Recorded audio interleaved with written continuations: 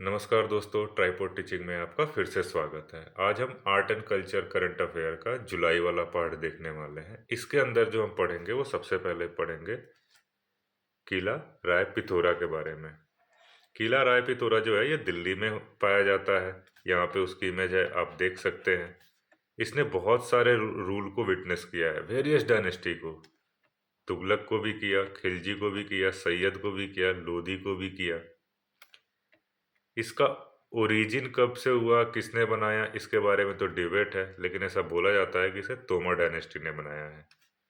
इसका इनिशियल नाम जो था वो था लालकोट, और ये दिल्ली के 8 शहरों में से एक शहर था। लेकिन जब तोमर को चहमाना ने हरा दिया या चौहानों ने हरा दिया तो इसका नाम चेंज होकर के हो गया किला राय पिथौरा। कुतुबुद्दीन ऐबक जो था, जब उन्होंने चौहानों को हराया तो उसने अपना नाम जो था, यहाँ पे एक नाम नहीं, यहाँ पे एक मीनार बनाई जिसको कुतुब मीनार बोला जाता है, अपने विजय के याद में, मेमोरी ऑफ विक्ट्री। बस इसमें इतना ही है, इससे ज़्यादा नहीं पढ़ना है। इसके बाद एक चीज़ न्यूज में था कि जितने भी हमारे एंटीक्यूटीज़ हैं ये यूएस रिटर्न करेगा, जो कि इलीगली इंडिया से स्मगल करके गए हुए हैं। कल्चरल प्रॉपर्टी एग्रीमेंट हुआ है।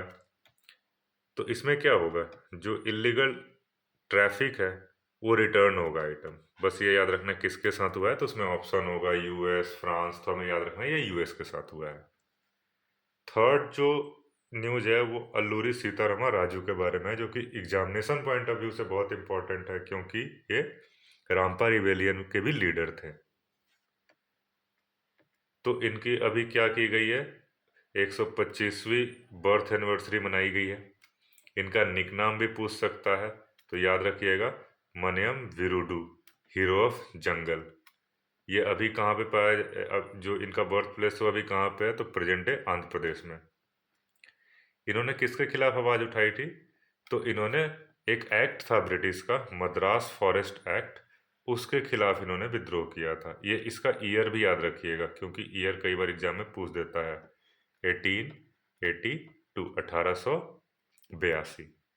ये इस एक्ट में एक्चुअली किया क्या गया था कि जो आदिवासी लोग होते हैं उनको जंगल में जाने से रेस्ट्रिक्ट कर दिया गया था, और जो शिफ्टिंग कल्टीवेशन है उनका, उसे भी मना कर दिया गया था। तो इनके लिए बिल्कुल ही गलत बात थी, क्योंकि वो इसी पे उनकी आजीविका डिपेंड थी, उसी पे उनका रोजगार डिपेंड था, जंगल के ऊपर, और उसे रोक दिया गया था।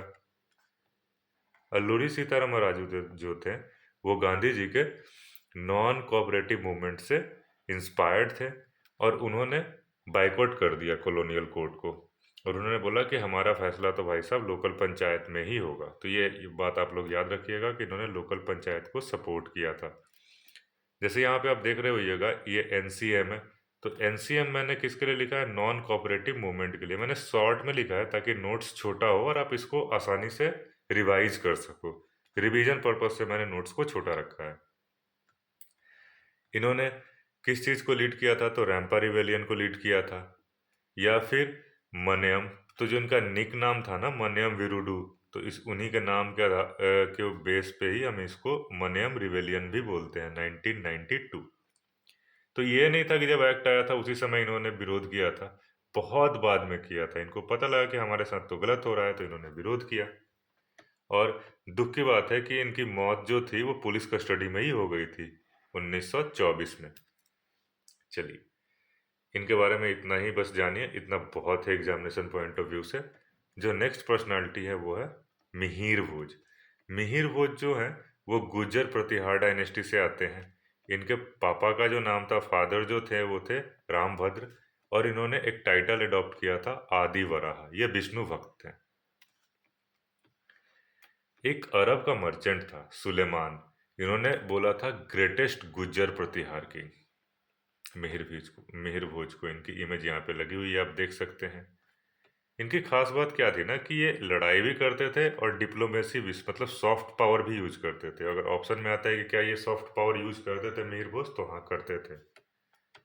कल्हाना की एक बुक है राज तरंगिणी, ये कई बार पूछ देता है कल्हाना किसने लिखा था, तो राज तरंगिणी ने।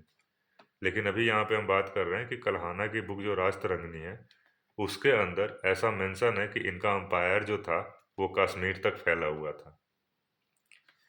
पांचवी चीज जो न्यूज में थी वो ये थी कि संगम मैच की फाइंडिंग हुई है, जहां से हमें क्या मिला है, बोन पॉइंट मिला है, गोल्ड स्टड मतलब कान में पहनने वाले सोने के जो होते हैं छोटे छोटे ऑर्नामेंट, वो मिला है, कार्लेनियन बीड मिला है। तो ये चीज़ आप याद रखिएगा, इससे ज़्यादा नहीं याद रखना। इसमें हम डीप में जाएंगे तो बहुत सारी बातें हो जाएगी, बट वो एंथ्रो पॉइंट ऑफ व्यू से इम्पॉर्टेंट है। एंथ्रोपोलॉजी जिसका ऑप्शनल होगा, बाकी जो एसएससी का पेपर है, एनडीए का पेपर है, या फिर यूपीएससी का प्रीलिम्स का पेपर है, उसमें इसका कोई ज़्यादा इंपॉर्टेंट नहीं है।